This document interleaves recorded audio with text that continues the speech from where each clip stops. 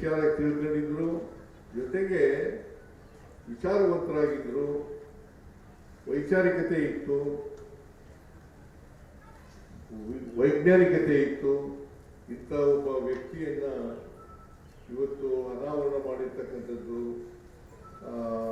ಅವರ ಪುತ್ರಿ ನನ್ನ ಕೈನಿಂದ ಅನಾವರಣ ಮಾಡಿರ್ತಕ್ಕಂಥದ್ದು ಬಹಳ ಸಂತೋಷದ ವಿಚಾರ ಅಂತೇಳಿ ನನಗೆ ಅನ್ನಿಸ್ತಾ ಇದೆ. ನನಗೆ ಅನೇಕ ಸಮಸ್ಯೆಗಳು ಮಂತ್ರಿಯಾಗಿರುವಾಗ ಬಂದಾಗ ನಾನು ಮೊದಲು ಭೇಟಿ ಮಾಡ್ತಾ ಇದ್ದದ್ದು ಎಂ ಪಿ ಪ್ರಕಾಶ್ ಅವರನ್ನು.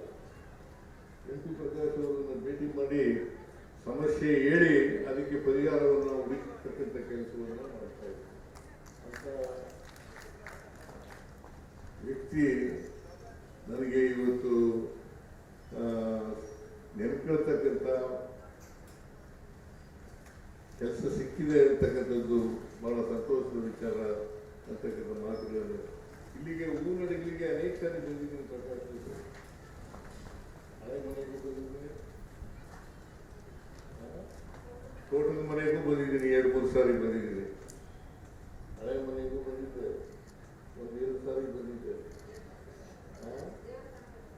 ಅದೇನು ಮಾಡೋದು ಮನೇನ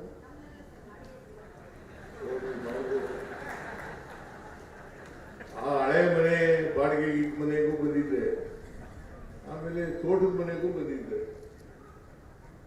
ಬಹಳ ಸಾರಿ ಪ್ರಕಾಶ್ ಮನೆಯಲ್ಲಿ ಬೆಂಗಳೂರಿನಲ್ಲೂ ಊಟ ಮಾಡಿದ್ದೀನಿ, ಇಲ್ಲೂ ಊಟ ಮಾಡಿದ್ದೀನಿ. ಹಾಗಾಗಿ ಬಹಳ ಸ್ನೇಹಿತ ಅಷ್ಟೇ ಅಲ್ಲ, ಆತ್ಮೀಯ ಒಬ್ಬ ರಾಜಕಾರಣಿ ಅಂತಕ್ಕಂಥದ್ದು. ನಾನು ಯಾವಾಗ ಭೇಟಿ ಮಾಡಿದ್ರು ಕೂಡ ಸಮಕಾಲೀನ ರಾಜಕಾರಣವನ್ನು ಚರ್ಚೆ ಮಾಡೋರು, ಜೊತೆಗೆ ಮುಂದೆ ಏನಾಗಬೇಕು ಸಮಾಜ, ನಮ್ಮ ಕಾರ್ಯಕ್ರಮಗಳು ಹೇಗಿರಬೇಕು ಅನ್ನೋದ್ರ ಬಗ್ಗೆ ಚರ್ಚೆ ಮಾಡ್ತಕ್ಕಂಥ ಮಾತುಗಳನ್ನು ಹೇಳಲಿಕ್ಕೆ ಬಯಸ್ತಾ ಇದ್ದೇನೆ. ಒಂದು ರೀತಿ ಅವರಿಗೆ ನನಗೆ ಅವರು ಮಾರ್ಗದರ್ಶಕರಾಗಿದ್ದರು ಅಂತಕ್ಕಂಥ ಮಾತುಗಳನ್ನು ಹೇಳಿದ್ರೆ ಅದು ಅತಿಶಯೋಕ್ತಿ ಆಗಲಾರದು ಅಂತಕ್ಕಂಥದ್ದು ನನ್ನ ಭಾವನೆ.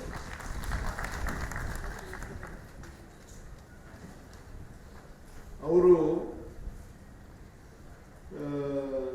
ಜಾತ್ಯತೀತ ವ್ಯಕ್ತಿತ್ವ ಇದ್ದಂಥ ವ್ಯಕ್ತಿ, ಯಾವತ್ತೂ ಕೂಡ ಜಾತಿ ಮಾಡ್ತಿರ್ಲಿಲ್ಲ,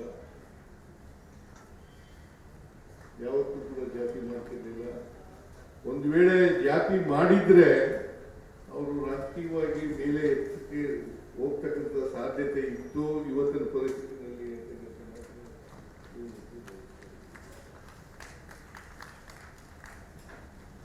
ಆಮೇಲೆ ಸ್ವಾಮೀಜಿಗಳು ಇದ್ದಾರಲ್ಲ, ಗುರುಗಳು ದುರುಪಯೋಗ ಮಾಡ್ತಕ್ಕಂಥ ಕೆಲಸ ಮಾಡಿಲ್ಲ.